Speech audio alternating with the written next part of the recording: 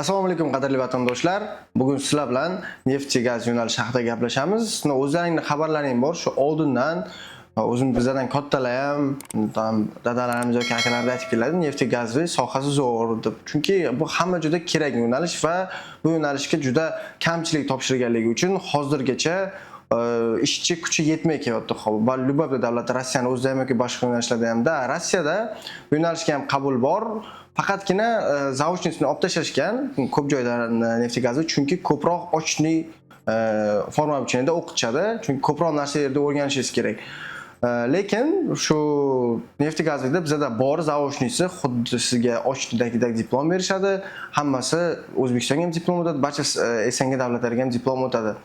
Xo'p, sizlar aytishlaringizga hozir oxirgi vaqtlar elektromobil rivojlangan, elektronik rivojlanib ketyapti, lekin baribir ikkalasi bir-biridan narsa oladi. Misol uchun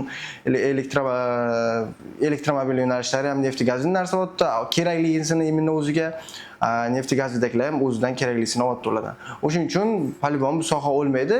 Men sizlarga hozir qanaqa yo'nalishlarda o'qisa bo'ladi, qanaqa qayerda ishlasa bo'ladi, imенно neft gazi bitirib necha yil o'qiladi, kontrakt joylari haqida, byudjet joylari haqida ma'lumot berib o'taman.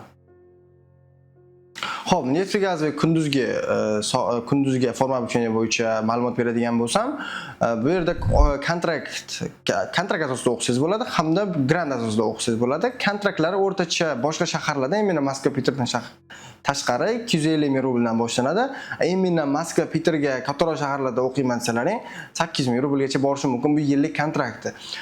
Grantga ham o'qishga kirsa bo'ladi albatta, faqat grantga 20-iyungacha topshirsangiz bo'ladi o'qishga. Xo'p, sizga ochni o'qish nimalar beradi? Katta shaharlarga, xoh boshqa shaharlarga bo'lsin, siz уже 4-kursdan boshlab primozni ishga olib borishadi. O'qish tugatmasingizdan oldin siz даже RP ham qilib o'tirmaysiz. Sizga даже universitetda o'zi qilib beradi. Siz как бы nima uchun sizga qilib beradi? Chunki Gazpromda misol uchun hozir ishchi kuchi yetmaganligi uchun sразу o'qishni bitirganlaringdan shu yerga sразу yo'naltirishadi. Sizlar даже shunaqa ustovoy qilib berishasiz. Sizlar o'zingizni tanlaysizlar, qaysi shaharga, imенно qanaqa ish qilishingiz, imенно o'zingiz qiziqqan sohangiz bo'yicha neft gazida o'zingiz tanlaysiz. Shaharda, smena, grafikda hammasi o'zingiz tanlaysiz. Xohlasangiz borib O'zbekistonga ishlasangiz bo'ladi, xohlasangiz Qirg'izistonda ishlasangiz bo'ladi, bu o'zingizning qo'lingizda. Xo'p, qaysi yo'nalishda ishlasangiz bo'ladi bu sohani bitirib, men 4 ta основной aytaman. U yoqda aslida juda ko'p. Birinchisi bu нефтеперерабатывающий zavod, именно shu neft qayta ishlab benzin qilish uchun ochilgan korxonalar. Ikkinchisi газоперерабатывающий, uchinchisi shu neftlarni topish, bu qanaqa naучно-исследовательский deyiladi. Bu siz qayerda, misol uchun agar siz qaysidir viloyatda yoki qaysidir davlatda neft topib beradigan bo'lsangiz agar, ancha mukofot olasiz. Mana shu patent berishadi sizga, dollar to'lashadi. Bu to'rtinchisi shu neft zavodini qurish, imенно injeneriyasi desak ham bo'ladi. Mana shu yerlarga ishlasangiz bo'ladi. Keyin ular u yoqqa bo'linib ketadi. Logistikasi bilan shug'ullanish, neft yetkazib berish boshqa davlatga yoki boshqa viloyatdan viloyatga, например, u oddiy mashinada yetkazib bo'lmaydi. O'sha hisobga polniy hamma narsani shu yerda ichida o'rgatishadi. Keyin u yoqda ishlashingizni o'zingiz qaysi sohasi yoqsa agar o'shandan kelib chiqib tanlab olasiz. O'sha o'z yo'nalishingiz va o'sha sohada ishlasangiz bo'ladi keyin.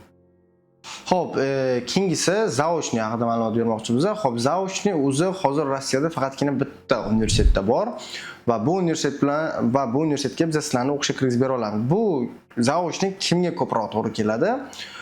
Siz agar o'zingiz shu sohada ishlab yurgan bo'lsangiz, agar farqi yo'q, siz O'zbekistonda ishlab yuribsizmi, Qozog'istonda ishlab yuribsizmi, Qirg'izistonga ham farqi yo'q.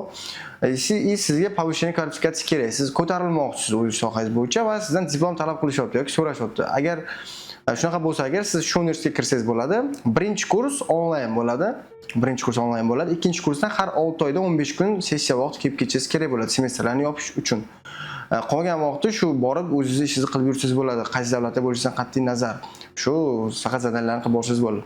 Xo'p, keyin yana kimga to'g'ri keladi? Agar siz ochni kelib o'qiy olmasangiz, agar qanaqadir sharoitingiz to'g'ri kelmasa yoki bir Rossiyada yurish, как бы nekomfortdan bo'lsa agar siz ham shu 6 oyga bir marta kelib o'qib ketsangiz bo'ladi. Sizga ham zaochni to'g'ri keladi. O'qish 5 yil bo'ladi. 5 yildan keyin sizga ham diplom berishadi. O'sha diplom bilan xohlagan shu boyaga aytgan ishlarimizga ishlatsangiz bo'ladi. Bu ham albatta davlat universiteti. Qaysi universitet nega sizlarni qiziqtirsa va sohaga qiziqadigan bo'lsalaring agar pastdagi raqamlar orqali bizga bog'laninglar. Biz sizlarga albatta yo'nalishlar, universitetlar va kontraktlar haqida ma'lumot beramiz. Kontraktlari ham qimmat zavodniki 70 mingdan 90 ming rublgacha yiliga.